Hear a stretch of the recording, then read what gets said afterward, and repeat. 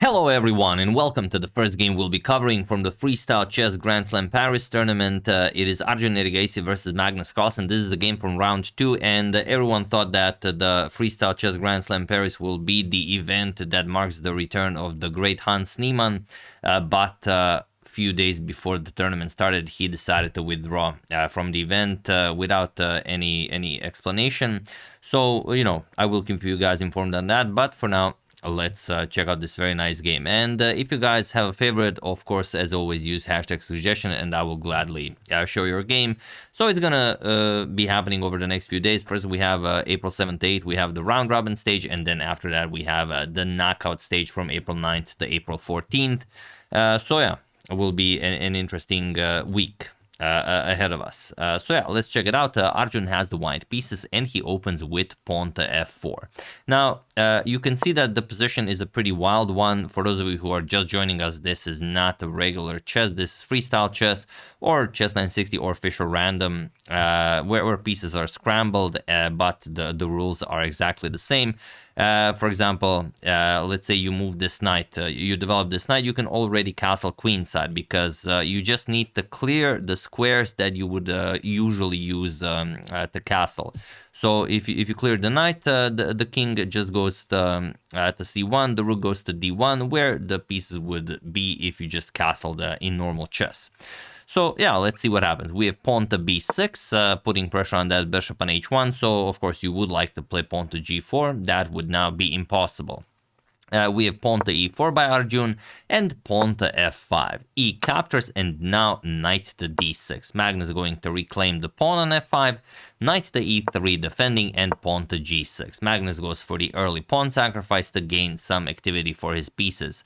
We have f captures, knight captures on g6, and now knight to d3 developing. And here Magnus goes for pawn to e5. Also interesting would be just queen to e4, but you know, going after that f4 pawn, but this is 10 minutes on the clock and you have no idea what you're doing. This is completely unexplored territory. We have pawn to e5. Also very, very strong. We have pawn to f5 by Arjun and now pawn to e4. Magnus going for a trade of knights. And Arjun just plays g3. He says, nope, that pawn is not going anywhere. And Magnus should play knight e7 and then collect on f5. But he goes knight to e5. He goes for activity. And now Arjun plays knight captures on e5, bishop captures on e5, or rather rook captures on e5, and now pawn to b3. This is how Arjun traps the rook, and there's no good way to stop basically knight to g4. There is a way of playing pawn to h5 or bishop to f7, but Magnus decides that he doesn't have to, you know, guard against knight to g4. That will win the exchange. He instead decides to launch a fierce counterattack. Arjun was already very low on time, and Magnus decided to castle queenside. Okay, knight g4 is on the table, or rather on the board, so Arjun plays it, and Magnus just plays the rook captures on f5. He doesn't give up the rook for 2 pieces, instead he gives up a full piece on h8 for 2 pawns. So queen captures on h8, and now he plays bishop captures on b3, attacking Arjun's queen on h8. Queen back to c3, attacking the bishop, and now he captures on a2 as well. And if you count the pawns now, Magnus 6 pawns, Arjun 2 pawns, 4 pawns, but Arjun is up a piece. We have rook to a1, attacking the bishop, and the bishop back to e6, threatening maybe some nasty discoveries, as the knight on g4 is undefended. So knight to f6 looks pretty odd, as only the queen is defending it and it's not really doing all that much, but you are putting pressure on that pawn. So here we have knight to b5 attacking the queen, and queen to b2. You still have to keep an eye on that knight on f6. We have pawn to d5 and pawn to g4, attacking the rook. Now Magnus has no choice. He has to give up the exchange. If you go rook to f4, then bishop e3, and you will have to give up the exchange. So rook captures, we have queen captures on f6, and now queen to c6. Seemingly going after Arjun's king, but really Magnus is going after Arjun's queen. The real threat is bishop captures on g4 check, and Magnus wants to pick up the queen on f6. So Arjun just calmly plays king to c1, sidesteps the check, and now Magnus goes for rook to d7. e7. Now he has to figure out how to go after that white king because he is down material. We have pawn to h3, strengthening the pawn on g4, and king to b7, getting the king to a bit of a safer square, but it's, again, hard to say how safe that king is on the light square bishop's diagonal. We have bishop to g2 and queen to d6. Rook to f1, pawn to a5. Now Magnus can maybe start advancing that pawn. Maybe the queen comes to b4. Maybe you can push the pawn. Maybe the knight comes into the game. There are some tactics here that Arjun has to watch out for. We have queen to f4. Arjun offers a queen trade, but of course Magnus has to avoid it if he's to stay in the game. Queen b4. We have queen to e5. Guarding that rook on a1, also preparing queen back to b2 if Arjun's king gets into trouble. Rook to d6, also preparing rook to c6, and Magnus's attack is looking to be very, very strong now with Arjun's light square bishop, for the moment at least, out of the game. We have rook to f6, now threatening to win the bishop here, and knight to a3. And what is the idea here? Can Arjun capture the bishop on e6?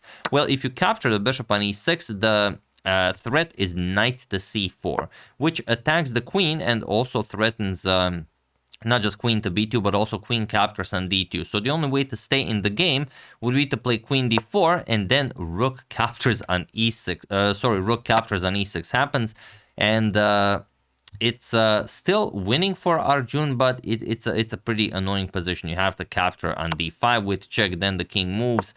You still cannot capture the rook because the queen just has access to d2 and b2, and it's a complete mess of a position. So that's why after knight a3, Arjun says, no thank you, I'm not interested in the bishop. He just goes back. Queen to b2, and now Magnus is out of moves because the knight is hanging and he has to trade. He plays queen captures on b2, or rather he should play it, but he plays knight captures on c2. And now it's one last attempt at tricking Arjun. If he captures with the queen, then rook to c6 would win the white queen. And even then, the position would be equal pretty much. But here, Arjun plays the strongest, king captures on c2. You could also play queen captures on b4 first. That will still be winning. Rook to c6 with check. We have king to b1. And now one last trick by Magnus. He plays queen to c4. And here, there are many ways you could play this, but you could also go wrong. For example, if you play pawn to g5 or some silly move, queen to d3 check, and Magnus wins the game. There's no good square for your king. The rook is controlling the c file. You can give up the queen and get checkmated, or you go king to a2, and then you can go rook to c4, rook to a4, or just a simple rook to c2, winning the queen. And that's it. So after queen to c4, bishop to f1 was played, taking away the d3 square, also forcing a trade of queens because the black queen is now out of squares. And he was in this position on move 29 that Magnus Carlsen resigned the game, as there is nothing more to be done here. But the real fun part comes after resignation, because what would happen here after the queens get traded off, it's not just that the queens get traded off, but you can also perform this beautiful, beautiful checkmate. Look at this, bishop to a6 check. Now, if you capture the bishop, then queen captures on b4, and you cannot recapture, as the king, the pawn on a5 would be pinned. So you have to go back, king to b8, and now look at this, queen captures on b4, a captures on b4, and now look at this, rook to f8 with check, king to a7. Now you deliver this beautiful discovery, bishop to b5 check, king to b7, trying to meet captures with captures, but no, you go rook to b8 with check. The only move is to capture the rook, and now once the rook is captured, bishop captures on c6, and there is no way to avoid checkmate. So it's a beautiful position, and you might think, okay, there's still maybe something that can be played. It's a pretty crazy position. No, Magnus is dead lost here, and he's getting checkmated. That's the least amount of suffering that he can withstand. That's the game. Hope you guys enjoyed it. First game that we are covering from the Freestyle Chess Grand Slam Paris. If you guys have any favorites, also do use hashtag suggestion, and I will go over them very happily. Hope you guys enjoyed it. I would like to thank Peter Van Dost, Derek King, Charles Benjamin Flynn, Diane Schwartz, and Ilya Maltsev for your contribution to my channel. Thank you a lot. I really appreciate it. As usual, you can check 2 of my previous videos here. Thank you all for watching, and I will see you soon, continuing to check upon your wonderful suggestions and whatever else happens in the chess world. Thank you all. I will see you soon, and have an excellent rest of your day.